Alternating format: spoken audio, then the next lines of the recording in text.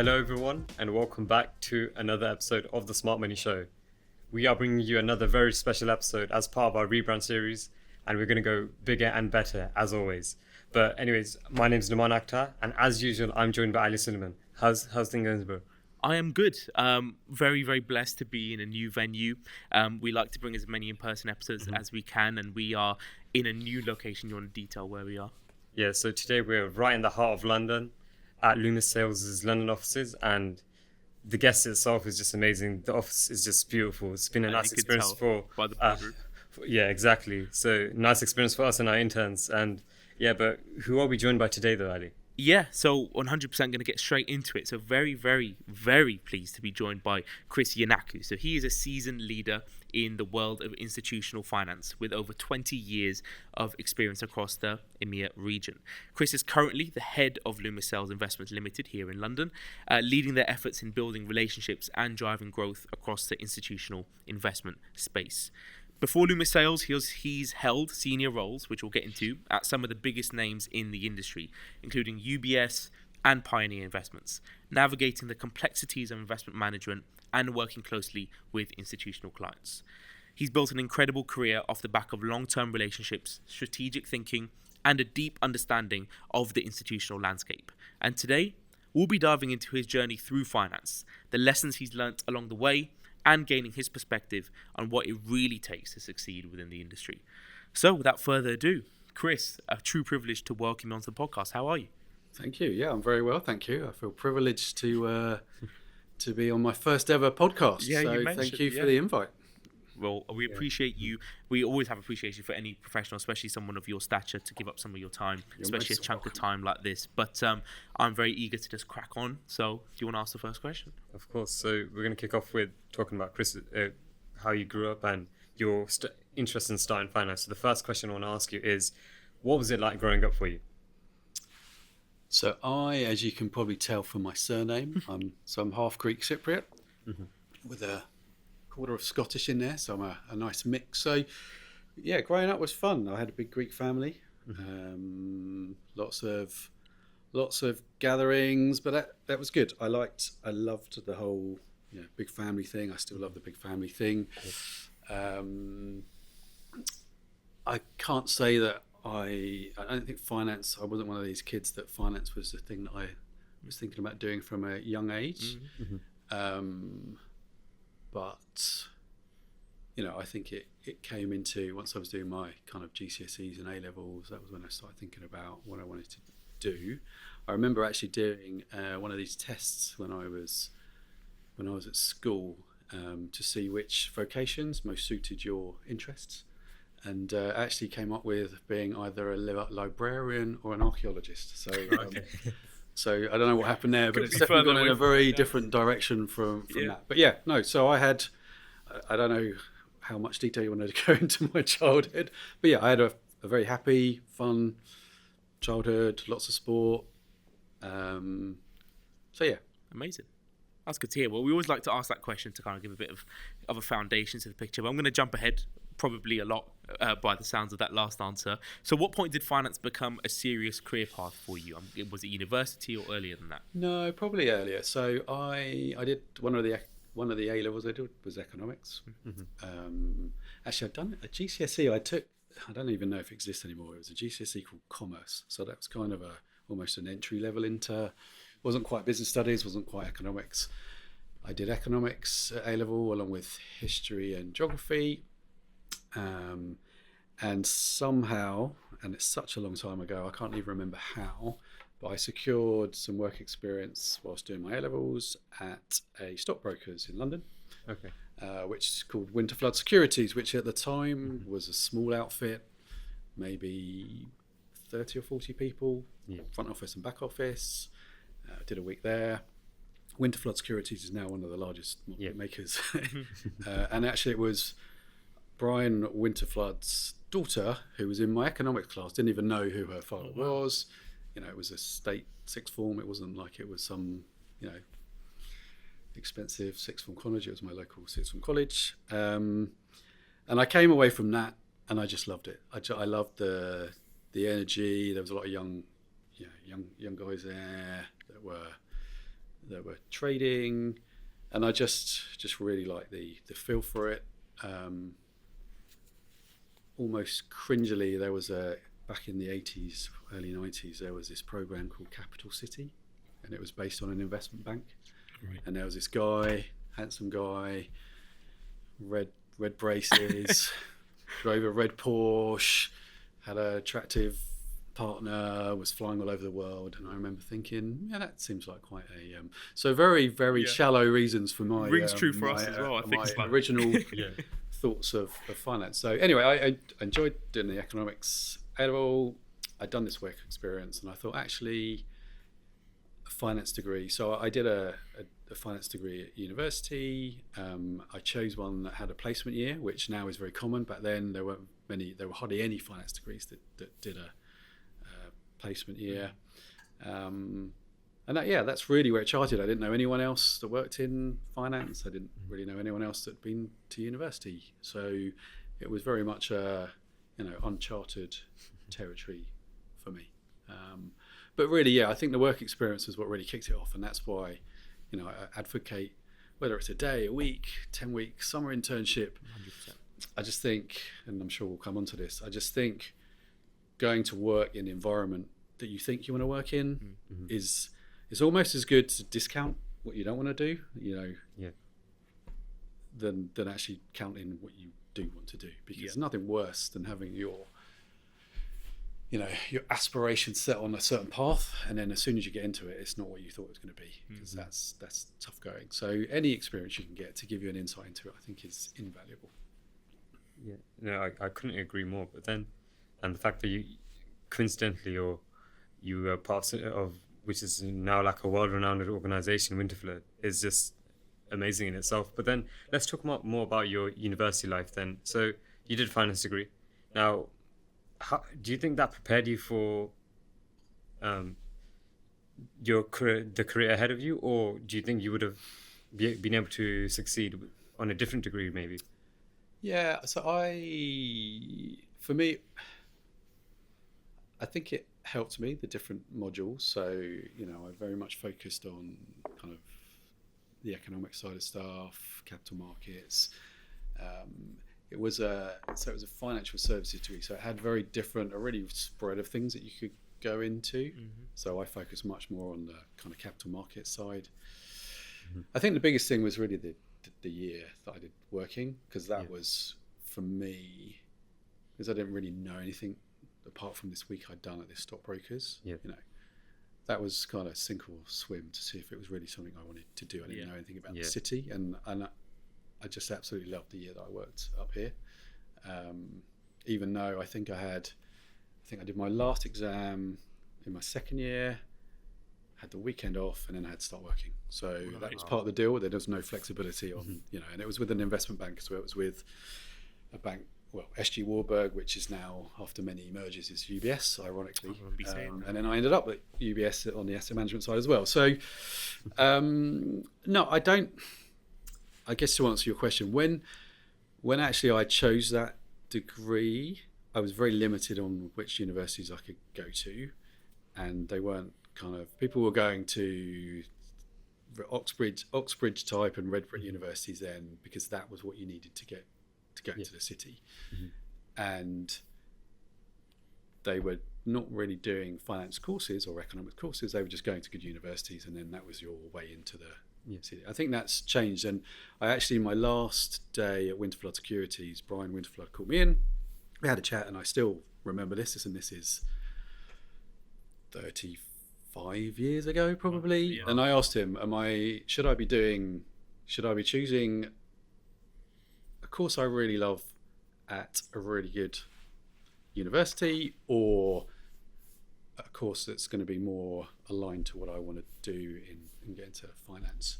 He said the world's changing, I would go for the latter, which I did. And ironically, to start with, although it's worked out very well, to start with, when I first started working up here, there was some FOMO of not maybe going to some of the top universities. Because that was still a thing. There was still a lot of kind of snob value about where you went rather than what you did. And I think I think he was ahead of his time. As I say, it's worked out well for me. Yeah. But I think that has changed now. And certainly when we look at people here, I'm more interested about what they're doing, who they are, what they can bring, rather than where they went. Yeah. Basing it more on merit. Yeah. Amazing. So, yeah, I don't know if that answers your question. I think for me, it just seemed the best route to get into an industry that I wanted to do was to do something where I could do a year in industry, given that I had no connections in this world whatsoever, and then hopefully leverage that year to be able to then get a job afterwards. I think it's very interesting you say that back then it was very important sort of what university you went on to, or like that, as you said, the snob value, for lack of a better phrase. I think from a student perspective that still exists. Correct me if I'm wrong, Naman, but from my perspective, within the student community or aspiring student community, if you don't go to like LSE Oxbridge, and then you can, I think in London, like Imperial, Warwick in there, that sort of stuff, or like your Russell groups, then you're looked down upon. But from an employer perspective, it's good to know that isn't the case anymore. But I still think within the student community, I think it's a case of like prestige, or I go to Oxbridge, LSE, they are almost entitled to get something. And I think because they go to such a great university, that their drive, we spoke to a lot of professionals and they say the same thing, their drive isn't equally as there as someone who hasn't gone to the better universities. Now, of course, that's a generalization, but it's interesting to hear your take on that. I think final question on this section.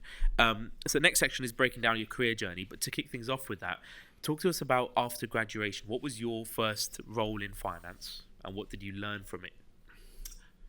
So I did my year in industry and I was offered to come back to work.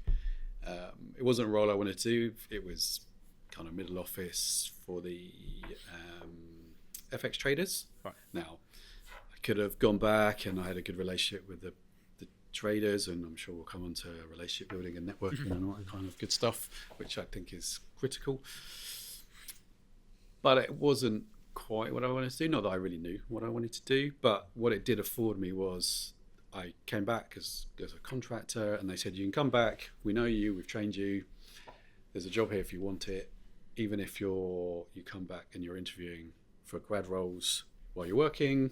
So perfect again, kind of situation for me to be able to be working up here, getting paid, but being able to interview for other roles. So my first kind of graduate entry run, it wasn't a grad program, but it was at Morgan Grenfell, which then became Deutsche Morgan Grenfell, and then became. You'll find there's a theme here that every company that I've worked for does not exist in the same name as it did when I first. So I joked when I came to Loomis Sayles that be prepared that you might not be called Loomis Sayles for once I've got here. But 13 years later, we are still called. You did okay. So yeah, I interviewed for a job on Grenfell. It was as a kind of fund manager's assistant. I think they called it a fund controller. So really assisting all the, I guess, non-investment side of some of the institutional portfolio managers at Morgan Grenfell. I did that for about a year and a half, and I'd always had in my head that I wanted to move around different companies early in my career to get a feel for different places rather than stay at one place. And it's funny now, would I advocate that now? I was just about to ask. Yeah, we could. Swings and roundabouts. Yeah. I watched your launch podcast that you did with the four kind of. I thought it was funny, seasoned professionals, but compared to 30 years. That's why you're an individual. No, exactly. And it was really interesting. And as we spoke earlier, I really enjoyed it actually. But some of those guys had moved around already quite a lot, and I had. And it swings around about. It depends where you get in. Depends if you really enjoy what you're doing. But I had in my head, I'm going to stay there for a year or so, and then move into maybe specialise a bit more. And I did that, and I moved to, where did I move to? I moved to Gartmore, which also does not exist anymore. I think it's now Janus Henderson through many acquisitions. Yeah. And I went into a performance and risk role, and it was very spreadsheet heavy. I still use spreadsheets to this day for loads of stuff. You ask anyone here, it's a kind of running joke. I like spreadsheets. But again, it was good. It was on the investment floor. It meant interacting with lots of different departments. But about 2.5 years in, I decided I actually quite liked speaking to people rather than just spreadsheets. Yeah. And I moved internally to a client relationship / sales role.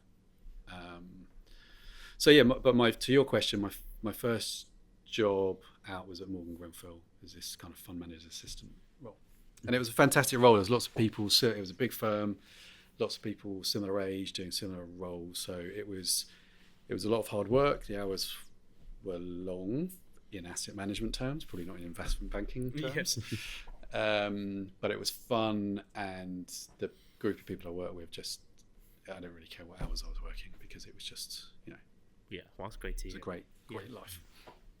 Yeah, I mean, you spoke about how you did that transition to work towards more like a front office role in that sense. So, what kind of on that note, then, could you talk about the biggest transitions or inflection points you've had in your career, because you've had so much experience, 30 years, as you said. So, yeah, we'll be 30 years next year, which is really quite depressing. Really. It's not to us. Yeah. Do you know, actually, interestingly, I think a lot of people will come into investment banks or asset managers. I'll talk about investment managers, and the holy grail is front office roles. That's kind of seen as the top of the tree. It obviously pays very well, big decision makers, and I think a lot of people come in thinking that way, and then once you actually get into a firm, you realise there's so many different jobs in an investment management firm, and probably even more inside an investment bank. And actually, when you take a look at your skills and what you are good at and what you enjoy, you kind of branch off into different areas. And I think probably the biggest, there's two inflection points. One was moving actually across from the more analytical side of stuff, the performance and risk, to client facing. That was one big switch. And then while I was doing that, I was working very closely with a fixed income desk, and I was actually selling their money market funds. I used to work very closely with the head of that team, and they had a role come up as an analyst on the desk, advertised internally, and I mulled it over. Because that would have been my route into being kind of front office, and where I always thought that's like the glamour, that's where the glitz and glamour is within fixed income. And then I kind of took a step back and I thought, do you know what? Is that really what I want to do? Am I doing it because the job sounds like a great job and it's what I can say to people? I'm a assistant portfolio manager or like whatever. Badge. Or and I was only early 20s then still. Or is that what I want to really do? And I didn't apply for it. And I remember after the application closed, and the portfolio manager said to me, and he was tough, he was an Irish guy, tough cookie. And he said, I'm really surprised you didn't apply for it, because if you had, it would have been yours. Yeah. That doesn't help. No, I didn't. But actually, I still stand by, that wasn't the right job for me. It wasn't my skill set. I am not the person who's that deep into the market, especially on kind of money market funds or short-term bond funds, where every little basis point, counts, and you're probably constantly looking at screens too. And that's not me. And I'm not, and that's good for a lot of people. So I took, in hindsight, the right decision, although I still sometimes wonder if I had gone a different route, but that's how that have ended up, so thinking, but no regrets, because and so those are probably two inflection points that for me, and I never regret that. I love the network inside clients, investment consultants that advise them, asset owners, and it's worked out well in the end. But those are probably my two, and I think that's important to not do something because you think it's don't do it for the image, do it for what you actually enjoy the value doing. and what you're good at and what's naturally fits to you as well. That was a really great answer. Yeah, I mean, and part of the reason why we started this podcast and now organization is just so that we can kind of demystify what these different roles are, because as you said, most people think that the only really like nice roles are just your front office IB or your AM or maybe S&T, but then there's so much more than that in finance, and that's what AIM is. But yeah, We always say that there's a role for everyone in finance. If you're looking for it, there's a skill set that matches. There's a role that has a skill set that matches everyone. Is what we always like to preach on the show. We do. We partner with a group called School Home Support, and you know, their mission is to get more kids into education. A lot of truancy, a lot of people not cutting school. And one of the things we do with them here is that we do these aspiration days. So, you know, different classes will come in from some of the kind of inner city schools. We just talk through, you know, we get people to come and talk about the different jobs you do. Because even this office, this is not, you know, our head office is in Boston. There's 800 plus people there. This is a smaller office. But there are probably 7 or 8 different functions here. So there's trading, credit research, but there's marketing, there's HR, there's client service, there's sales, there's operations. You know, even in this small office, there are so many different roles. And you're right, there is a job for everyone. And I think and even your podcast from your kind of launch podcast, you see that people did move around because they realised that actually the first job they did was not what they wanted. So I applaud the bravery of people that do that and recognise it early rather than trying. That's the scary part, doing it so early on. Yeah, because it is, you know, you think to change path, but you're better to do it early than go with something and then really have to drop down the ladder to then build yourself back up again. So yeah, so amazing answers so far, and we're barely into the episode already. I did want to ask, we're not going to go through every role in your career journey, but from your time at firms like UBS and now at Loomis Sayles, talk me through how that came about. How have you ended up in your current role? Yeah, so UBS, I went to head up their consultant relations group, initially in the UK, and then it broadened out to be for Europe.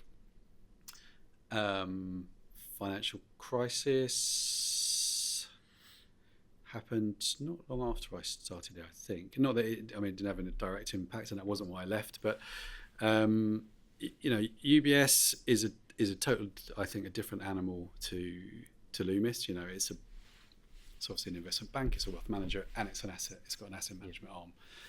And for me, there was a big shift from so when I joined, the IB was what it was all about, and the asset management arm really,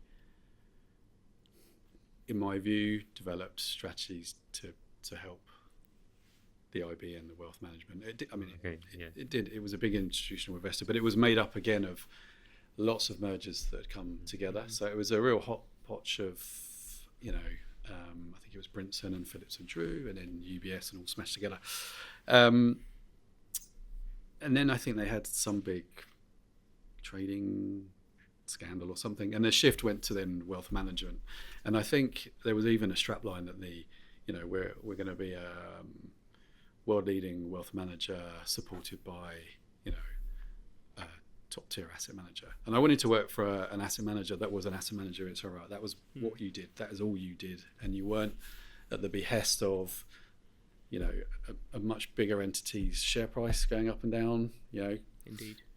Or what the other, you know, the big brothers of the organisation were doing, because really the asset management part was the, you know, from a revenue perspective was the smaller of the three.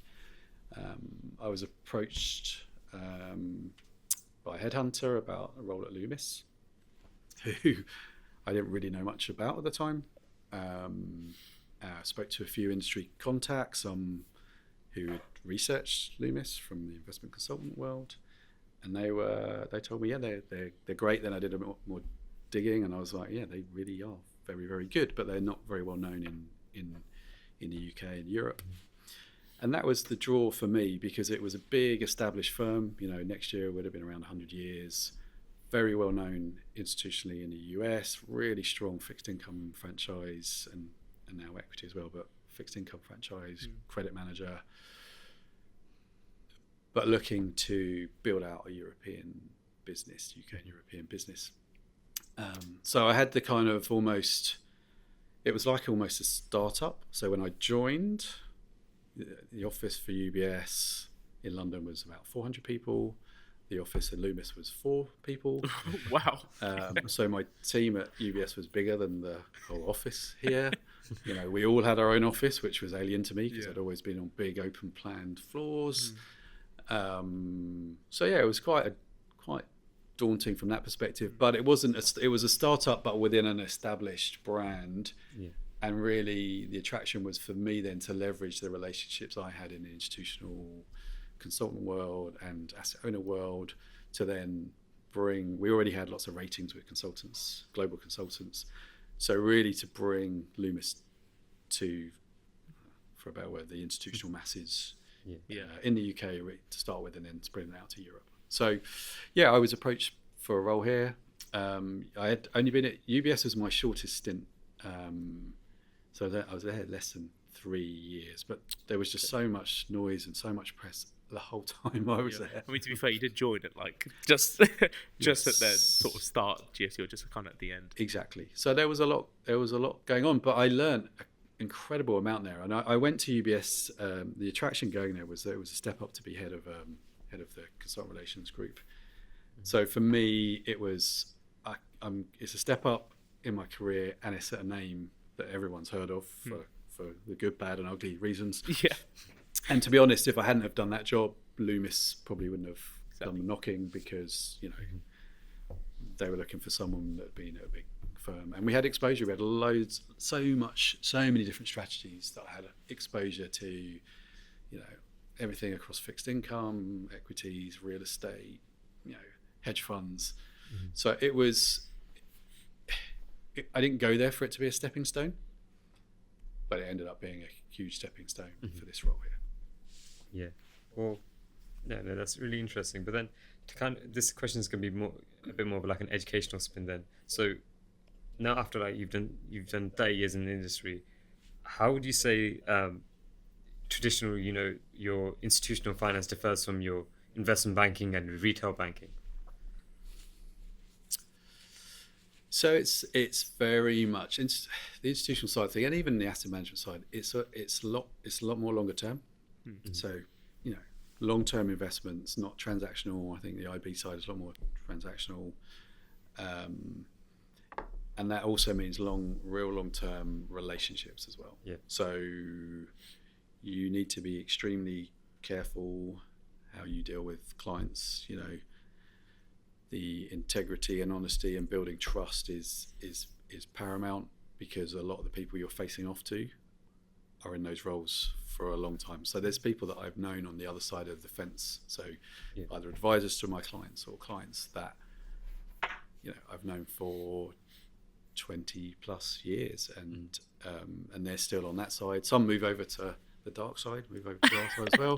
But there's and it's great, because there's now I look at them, I meet up with some of them, and it's amazing. People are, CIOs of this and CEOs of that, and we've known each other kind of come through. That's pretty cool. Through the ranks. So I think, I worked obviously at an investment bank in my placement year, but I don't have the experience. But our traders here, for example, I think all came from the sell side to the buy side, and I think there's just a very different culture, a different pace, and certainly I think the older you get, or when your life changes, when you have kids and when you get married and stuff, the work-life balance of IBs versus asset management does come into, I think that comes a big factor for a lot of people.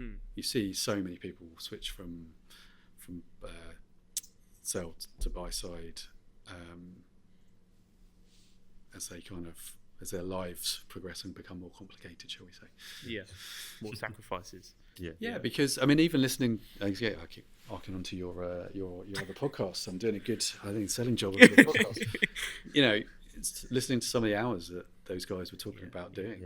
It's scary. You forget, you know. And I would routinely come in at weekends and do stuff and be working till whatever, and you forget that you do that actually. You know, it's a big sacrifice, and I do think.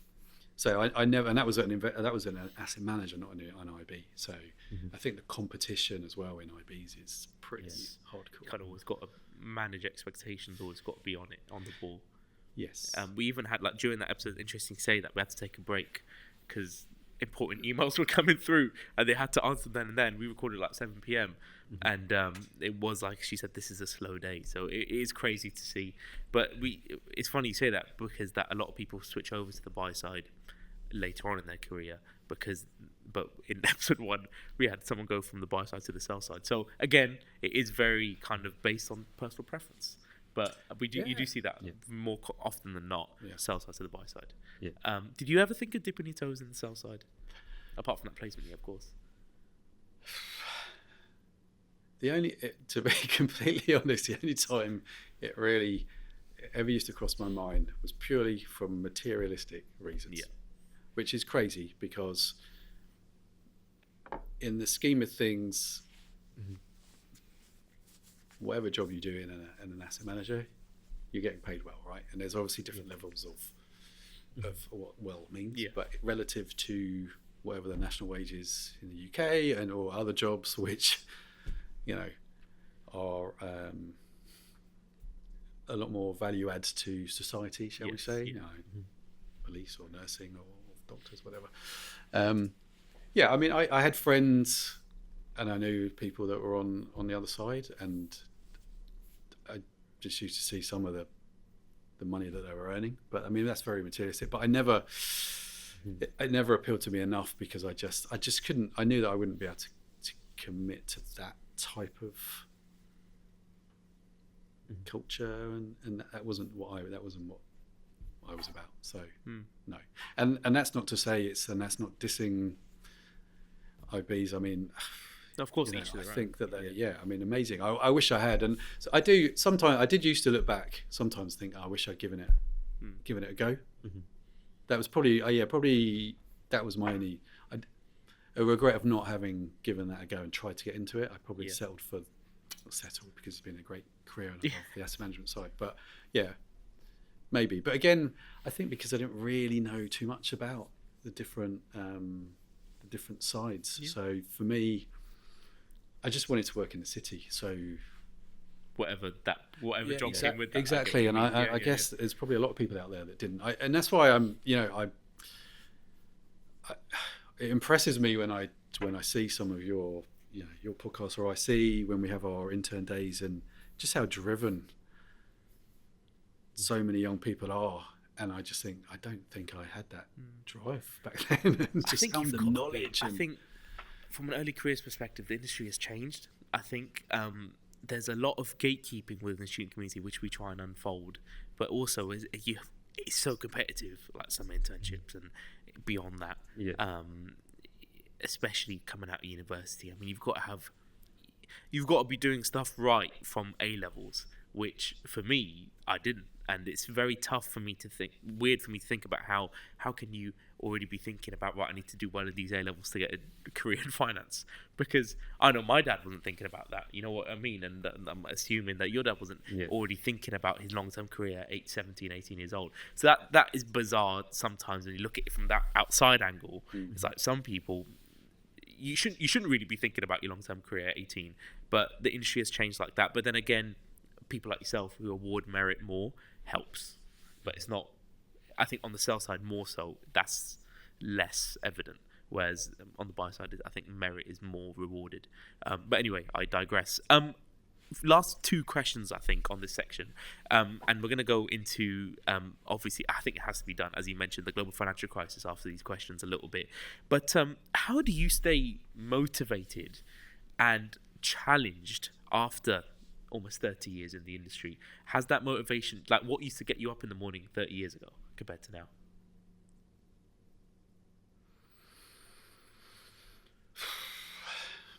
it's a tough question to be Yeah, fair. probably paying the mortgage. That's what got me going. That's the real answer. For most of my career, I think. Yeah, I mean, it's funny the financial crisis now, given what's come since. I mean, even at the moment, right? This whole thing with the trade wars, it's just. I think you become a little bit numb to it after a while, to be honest. Which is in a good way, because I think that, I mean, I used to take, I'm not, and I'm sure my wife and kids would agree with this, I'm not the greatest loser. I'm not a good loser. I think I'm outwardly a good loser, but inside I know that I'm not a good loser. I try and be humble. And I if I used to, do pitches and lose them, I used to sulk for days at home and stuff. I used to hate it. Now you put it in perspective, right? And I think life definitely puts things in perspective when you get married, you have kids, you have, I'm getting to an age now where people are getting kind of ill and stuff like that, and you put things in perspective, because when you're young, everything is just about, well, not for everyone, but for me, I just wanted to get on my career. I remember thinking every move that I made, I wanted to make a step up. I think the job market was a lot more fluid then than it is now. I think the competition that you guys have got is just more than we had. I think it was easier to move back then. So for me, I used to get, if I got frustrated in my role, I knew there was a number of roles that I could move, and it would always be a strategic move, but never a sideways move. So I would never, throw my toys out of the pram and I'm leaving until I really knew what it was that I wanted to do. I think I just wanted to make a career. I wanted to, this sounds a bit cliched, but I wanted to make my parents proud. I wanted to, so I was the kind of first person to come up into the city, and just really, I've always wanted to look back and think that I actually did something with my career, and that's why this, Loomis is great. This office, I love this office. We've grown it, and it makes me proud to see how it's grown. So I think that's what motivated me. Again, we'll go back. I won't lie that the financial side of it did not motivate me, right? But I just wanted to keep proving myself, really. I never had any aspirations to be heading an office or even heading anything, to be honest with you. I never really had a master plan.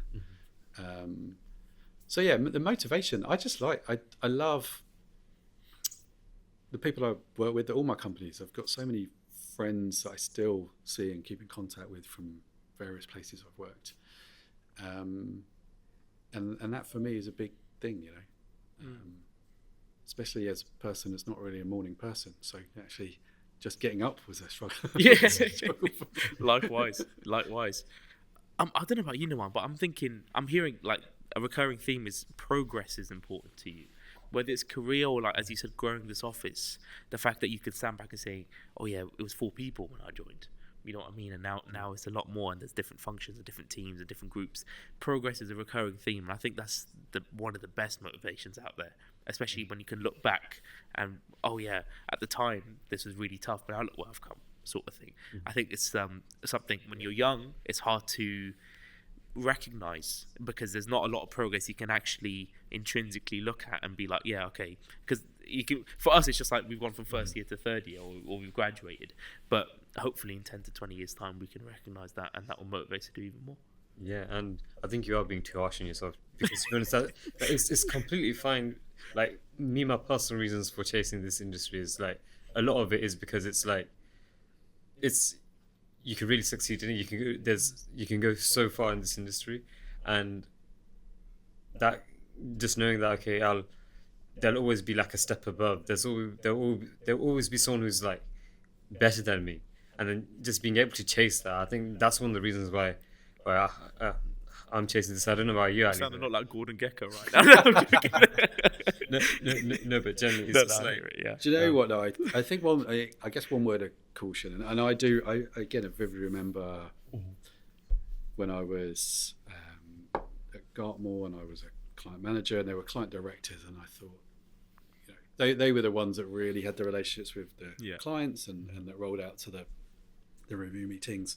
We would do most of the hard work to get them there, and I thought I could do that. I want to be doing that. And you have to be careful, and I see this a lot, that look, ambition is brilliant, but the whole, again, a cliche of kind of walking before you can run. And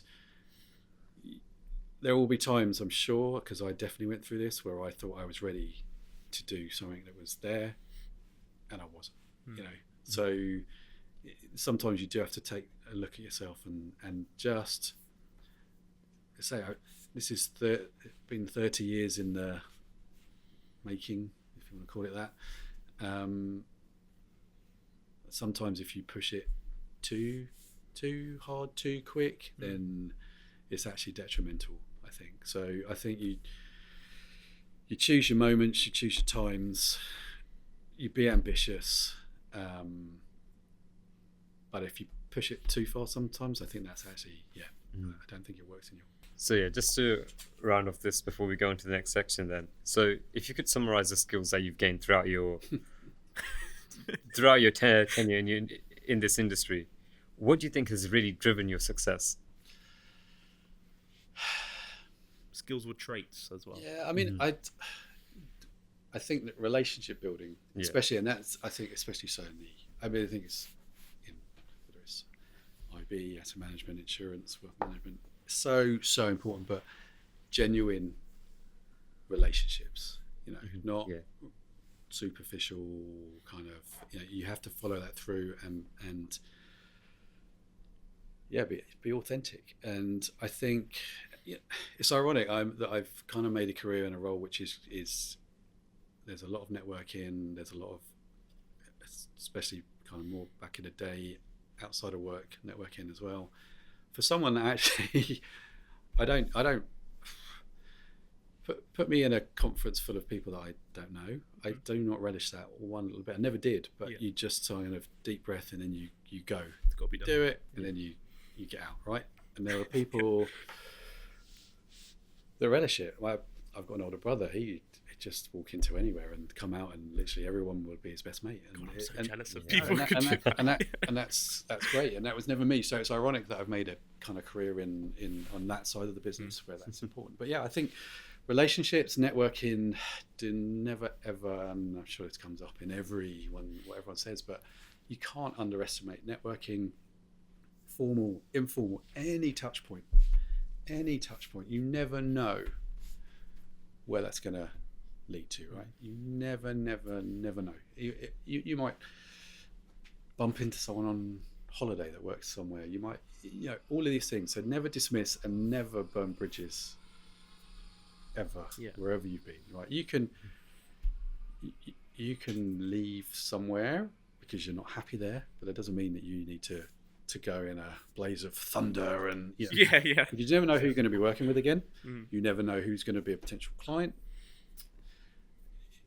and it doesn't, you have to just I think there's that some self-control on that side is and actually self-control is probably another trait that you have to have, because you're going to work with people through your careers, let's be honest, that you do not like working with, right? You're going to work for people that you don't agree with. You're going to work for people that you might not like either, and you need to manage that. And I think early in your career, I certainly you get probably more easily annoyed by that in your early career. So that is it's really important, I think, to realize that, and you have to manage that. I'm really loving this advice, and we could really talk on that section for very, very long. But in the interest of time, I'm going to move on. And earlier on, a few minutes ago, you mentioned very briefly the global financial crisis, how that was kind of near the time when you were at UBS. So where were you in your career, and where were you personally as well when the 2008 GFC hit? And what was that experience like? Any sort of crazy moments that you remember? This is for the school kids in us that watch too many movies. Yeah, I'm going to give you a dull answer. I think. Again, I think if you're at an IB at that time, I'm sure. Yeah. I mean, don't get me wrong, because everything went through the floor, right? And it wasn't. It was one of those times when normally when some big event happened, it either it would impact the equity markets, but the fixed income markets would be all right, or vice versa. So this was just like, Carnage. Carnage, and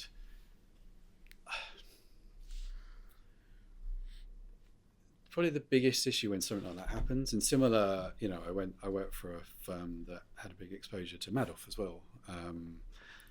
And that's very interesting, actually. Yeah, and then also, was it 2 years ago, year and a half ago, when the whole gilts crisis with Liz Truss, that was a massive impact. So actually, for me, those two things had probably more of a direct impact in my day job than the GFC. I think that. Well, let me rephrase then. Kind of your experience of crises over your career, even the pandemic, let's lump in there. Yeah. How did they sort of?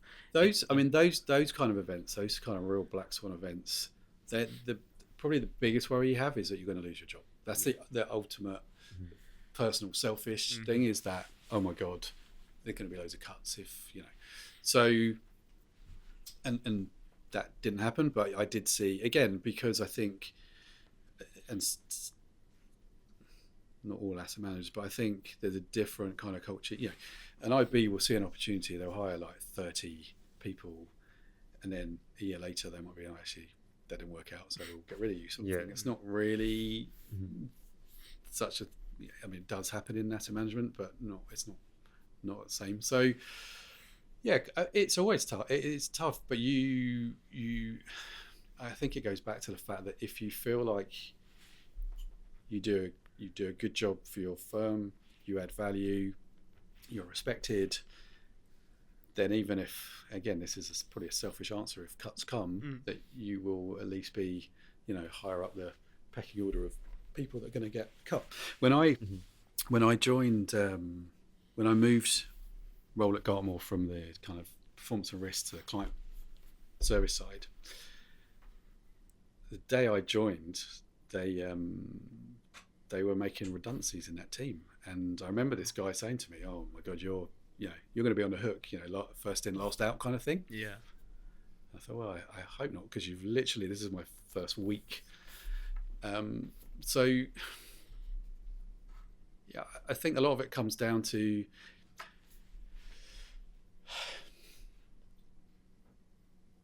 if you're doing a good job for your firm, then the likelihood of you being one of the people that get cut is lesser than if you're not, right? Yeah. So I think I've always just tried to do the best I ever can in my role, whatever role it is, whether it was in working up here or I worked like Saturday jobs I did or whatever. Work ethic comes through, I think. Talent is one thing, but work ethic and talent together is what gets you, I think, and luck gets you your career going. So it's scary, but I think at the time it's less scary than when you look in hindsight. So if you watch films made of these things, it's like anything, right? And everything seems worse when it's been dramatized into something. Yes. But yeah, I do think that probably being on the IB side would have been a lot more of a roller coaster ride than it was for us, because again, generally asset managers are long-term investors, so you ride out that storm, and actually it's potentially a huge buying opportunity, right? If you really like a stock, for example,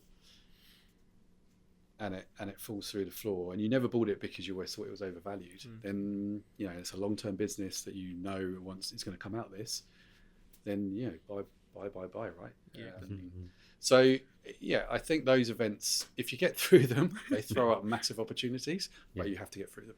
So Yes. yeah, I'm sorry, I haven't got any really No. kind of sexy I answers. think that is more valuable because you're right, because some of our older as you said on the sales side, they were like, their bosses told them, come dressed like a civilian, to work, come in a hoodie and jeans and stuff. But I think that was a more valuable answer. I think that's a more I'm going to throw it back to you, bro, for that for a question about that. But yeah, so during these times now, you mentioned in one of your earlier responses that relationships and your client relationships are really important. Then during these times of like uncertainty, you could say, I mean, God forbid talk about April 2025, but this the GFC, you've got the pandemic. How did you maintain those relationships, and how did they evolve from those pandemics and crises? Yeah, pandemic was a tough one because clearly you couldn't. To start with, in-person stuff was just. I mean, the only, I guess, the only crumb of comfort, you knew that nobody else could either. So it wasn't like you. But even then, as soon as things started to open up, I remember driving down to, I would go and have lunch with people, even here. I'd go and see some of the people here just to show, check in with them, that kind of stuff. So yeah, you had to make the effort. You had to go to them because it's quite hard to get in front of certainly kind of whether it's clients or prospects anyway. And the easiest thing to do is make it as easy as possible for them. Yeah. So where do you live? All right, I'm going to come to you, and we'll have lunch or whatever. And then clearly the whole virtual thing took off, and that was hard to manage because then that was a race to. It went from people trying to do virtual stuff, and then everyone was doing a virtual seminar on this and that and this, and it was overload. So once everything went virtual to start with, and it was messy because people weren't ready for it. They weren't set up. The technology was terrible. But yeah, a lot of virtual stuff, but also I think this is the importance of having proper, authentic relationships, because you get through those things. It's a bit like I'm sure you have friends that you don't see for ages, and as soon as you see them again, it's like you've never been apart, right? And it doesn't matter how many years apart, and you'll see that through your life that you'll meet up with these people, and that's what it's like. So and that's what makes it, I think, when it went virtual, I really felt for new entrants to the market, because they hadn't had the time to establish those relationships. Whereas I knew that I could phone somebody up or text them or WhatsApp them or whatever, and they would come back to me because we had years of history, and it's hard to replicate. You're right. That's why I hate like virtual interviews and stuff. I can't shake your hand. I can't read your body language. I can't bounce off your energy. That sort of stuff. It's you are right. Whereas if, as you said, if you already got the relationship with that person, when they see a message pop up, I'm guessing they remember when you were together. And and you get replies, because the amount of emails that they would be getting, especially in that period. Imagine, you're going to pick and choose, and also they had the best excuse. If you said to someone, I want to come and talk to you about this strategy, got a portfolio manager in town, he's going to be here for this week. So back in the day when it was 5 days in the office, you have to come up with a lot of excuses. They're here all week, they can do any time, they can do the morning, lunch, dinner, whatever, anytime. If they're virtual, probably not going to happen. Even now, when they're coming in, if they're coming in 2 or 3 times a week, there's a real easy out of, and genuine outs, because when they're in the office, they're probably so much time is taken up with internal stuff face to face. Actually, the external stuff is what kind of falls by the wayside. So, it's tough, and I think we have 2 internships here now, and we do. Once we've filled in, we have an assessment day. We have people come in because I want to meet the people that we're thinking of hiring, and I feel for you with these assessment centres and algorithmic tests and verbal reasoning and all that kind of stuff. I probably wouldn't be here today if I had to do all of that. So, Yeah. No, it is tough for sure. I mean, I'm lucky to have got an internship this summer. I haven't had, I think it was 6-7 stages. Didn't go in person once. It was all virtual. It's crazy, isn't it? It is quite crazy. But it's the norm now. Yeah. Way easier for firms. You can understand where they're coming from. But then again, I think the smaller the firm, the easier it is for them to change the process. For example, because you're heading it up, you can say, I want to meet everyone, and that's how it will be. Whereas a big firm, and it is time, don't get me wrong, it's time consuming. Yeah. We've committed to doing that. So Yeah. I mean, yeah, it's the same for us. Like for these in-person episodes, like we could stay at home in Peterborough and easily record an online episode. But then that relationship we're building, and it just isn't there, and the enjoyment from it itself isn't really there. Our first 50 episodes, I think only one of them was in person, and it was crazy. Whereas our first 3 have been in person so far, and the difference is immense. I wish you'd be able. I'm glad you haven't experienced an online episode, but we're going to reshoot with some of our old guests, and I can't wait for them to realise just how, because you can't interrupt online because of delay. You know what I mean? You can't. A laugh doesn't sound the same. Anyway, but I didn't think we'd talk so much about meeting virtually. But it's going quick. Next segment. That was just a small segment. I think it was good to touch on briefly, and the answers have been super valuable. But I think from your perspective, we'd like to go on to a little bit of advice for students trying to get roles like yours, or just get into finance in general. So you mentioned heading up recruiting for Loomis, and I imagine you've done interviews for other firms in your tenure as well. What do you look for in young talent when you're hiring for a firm? I'm not sure my head of HR would say I'm heading up recruitment, but yeah, forgive me. Personally, for me, I want to see personality. I want to see drive. I want to see someone, again, some of these are cliche, but someone that I know is going to work with other people as well, because you can have both of those two things. We do, so when we do our assessment days, one of the first things we do is like an icebreaker. We split them into groups, give them a topic to talk about or to debate, and then we watch. And it's interesting to see the dynamic, because you'll always get the leader who's, and then you'll get the quiet one, and it's nice to see people that try and bring others into the conversation. And it's interesting to see who, first off, you think might be the ones, and then as the day progresses and we do other things and they have to present on something of their choice, and then we split down to interviews.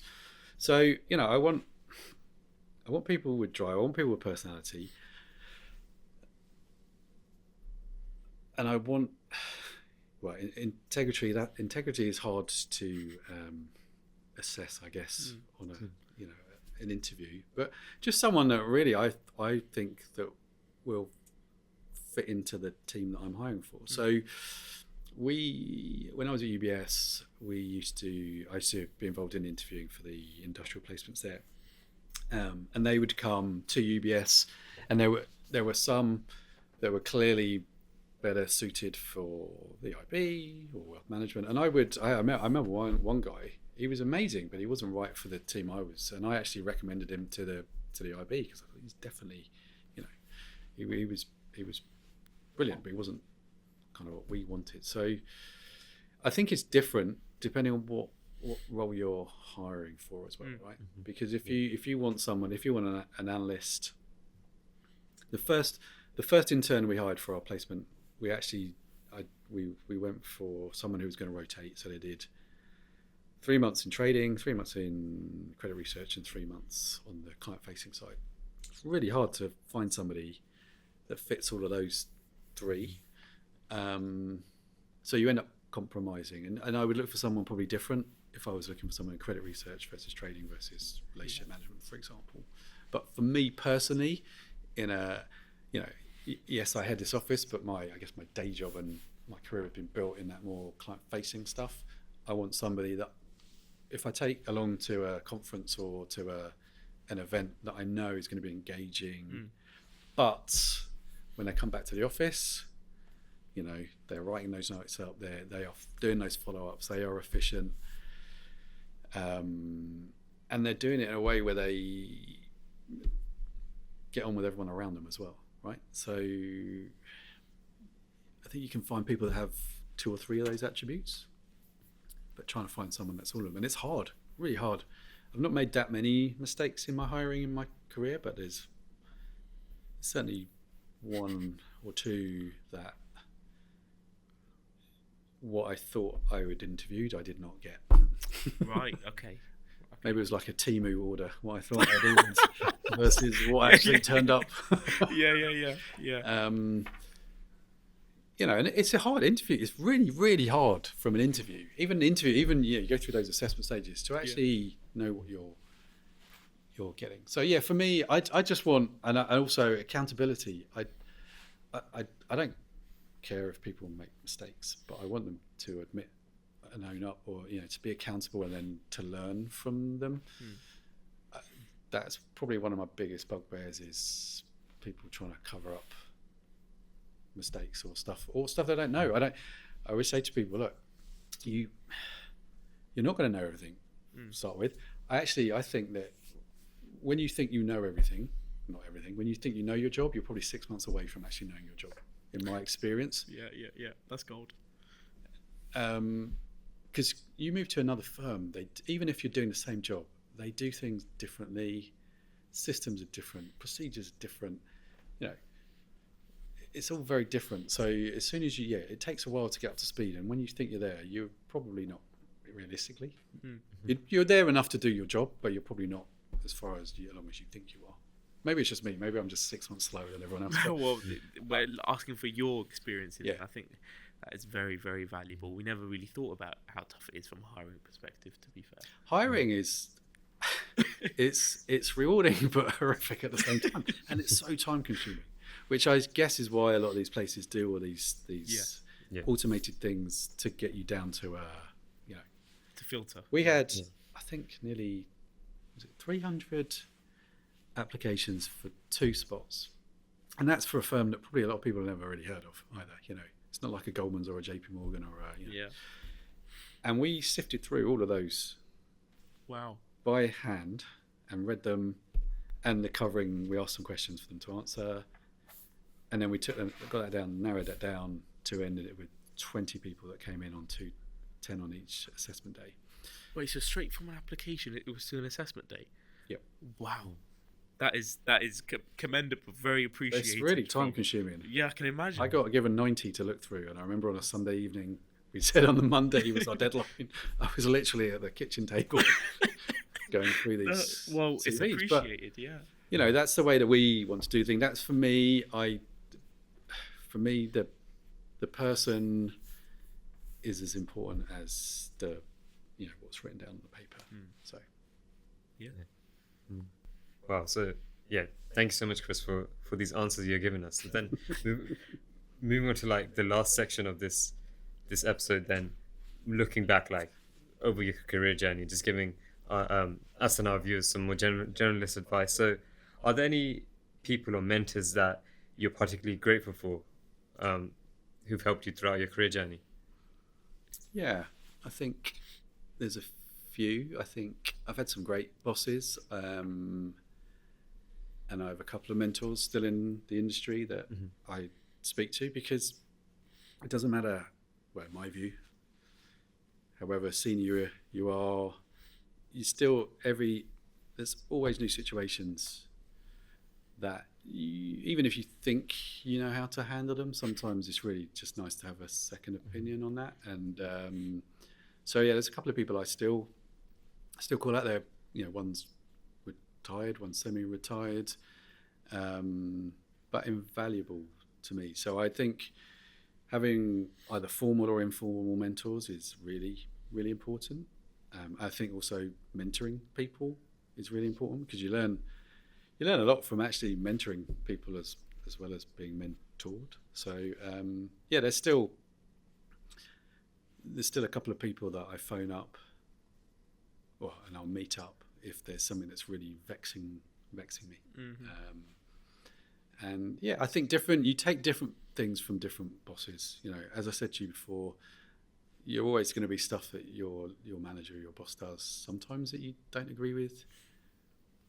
But all of them, I don't think I've worked for anyone that I didn't take something from that probably is now in my makeup of what I do. So I'm probably just some big plagiarizer of other people's bright ideas, and I've brought them together into something that I do. So yeah, I think there's always something that you can take from people that you've worked either with or for. So Chris, bittersweet, but we're coming on to the end of such a great episode, such a great conversation. It's been amazing.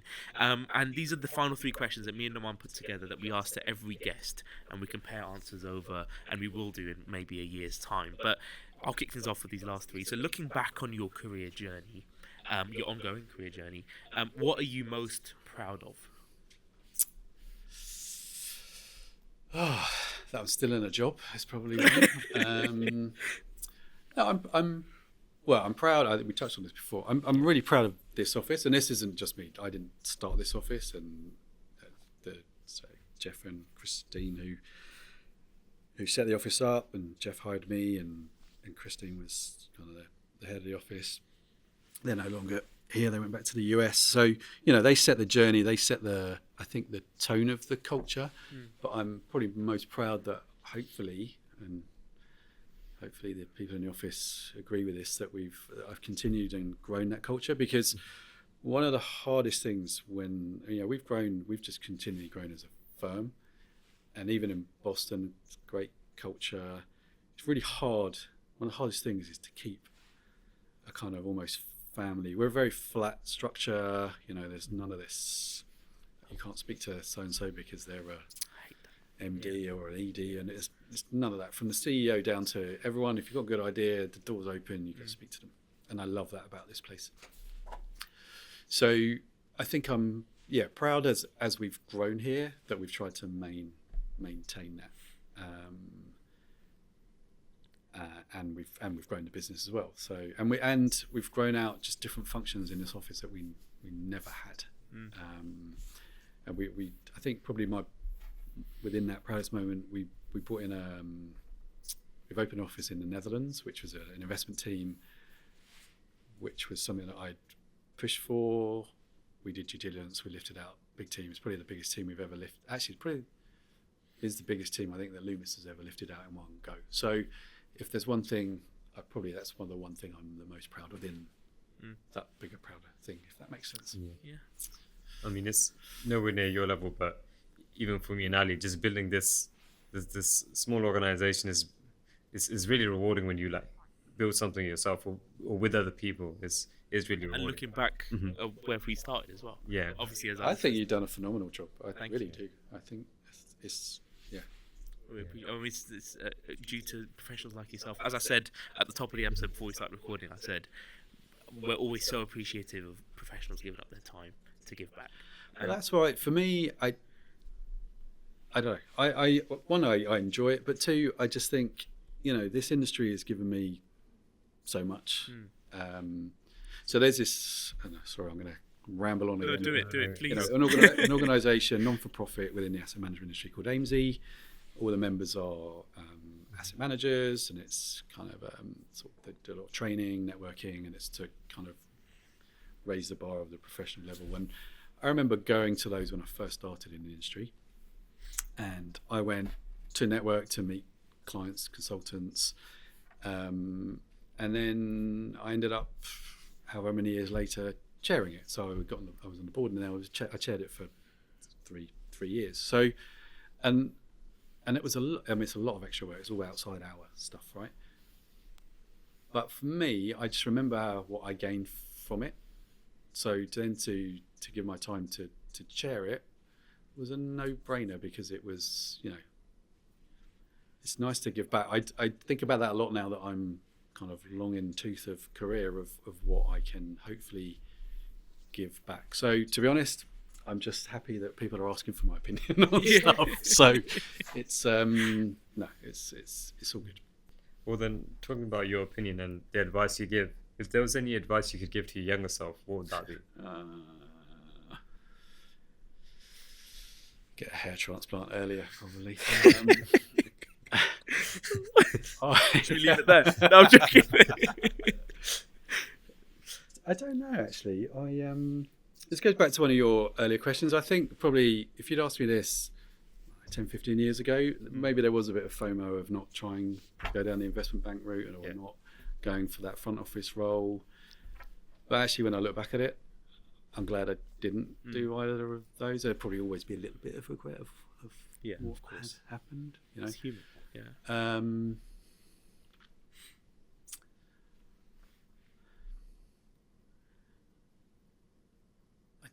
I don't know. I don't know what advice I would give myself. I do. Well, to make you feel better, whenever we ask that question to experienced guests, most of the time they say nothing. Or they say study more, which is one of the two. Just because they say you can't really have regrets, which is what you said. Yeah, I think I probably would have. I think when I came... Actually, that's probably a fair one. The studying thing, I was just relieved to finish my degree and start work. I just wanted to work. Mm-hmm. And probably my advice now would be, but I think everyone does this anyway, is if you're going to do professional qualifications, do them as soon as when your head's still in studying mode. Yeah.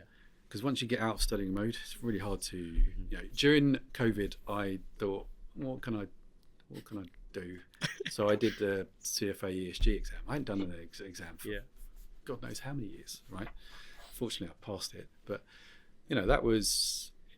It's quite hard once you get out of the routine of doing that. So I would definitely do, if you're going to do professional qualifications, just do them as soon as you That's good advice. get them out of the way. Especially if you're going to do like CFA or something, then because it's hard graft and balancing. There's one thing balancing a full-time job and professional qualifications that you're studying for. You then get into a relationship and start having children. That's tough going. Yeah. So and we think we're busy now. We're single and do a podcast. Yeah. That's it. Yeah. So stay single. Yeah. That's my advice. Stay single. Do your professional qualifications. Let's end it there. No, I'm joking. You can take the hair transplant one out. You can do single and professional qualifications. Yeah. What you asked the last question on? Yeah. Okay, then so now last question of the episode. What's the biggest takeaway you think people should get, students should get, we should get from your story, your journey? Gosh. It's tough because as I say, I speak to your cohort now, and you're just doing so much more than I ever did. So it's hard for me to preach to you because by rights, the effort that you guys are putting in, you should smash what I've done in my career, right? I just think,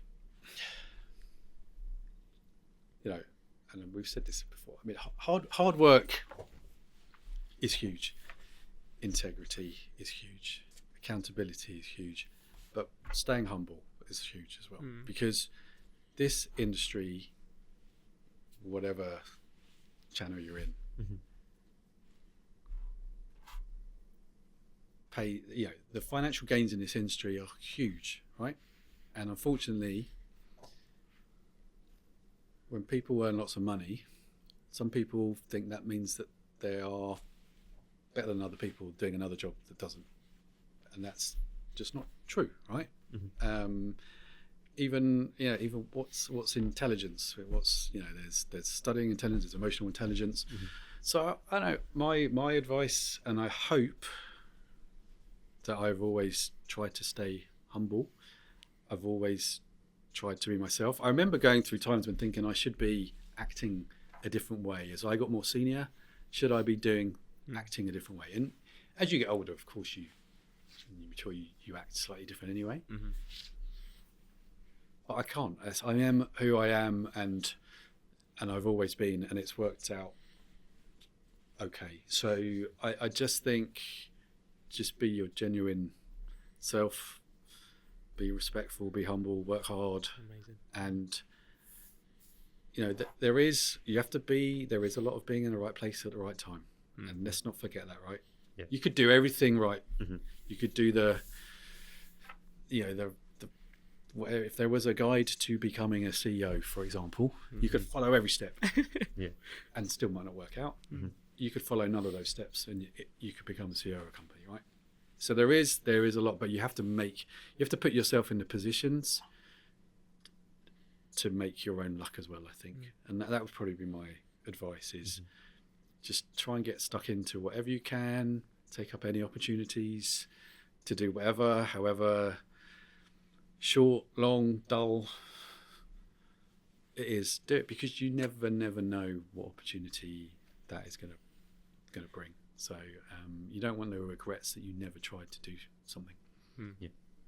I think that's how you end an episode. If we're going to end an episode, that's how you do it. I mean, before I outro, there's a few bits I want to pick up from that. I mean, first, I think the episode's come full circle, because right at the top you said there's other roles out there that do have more value add to society, and you just now said just because you might have more on your monthly paycheck doesn't mean you're better off than you add more to society than the next person. So I think it's very good that you say that. And second of all, I'm sure you can agree, I think for what you've achieved, I think you come across super humble. Yeah. I mean, just the fact that you can sit on a table with two 19-year-olds and discuss your career and give back, I think it definitely comes across, as I'm sure you agree, Naman. But what a conversation!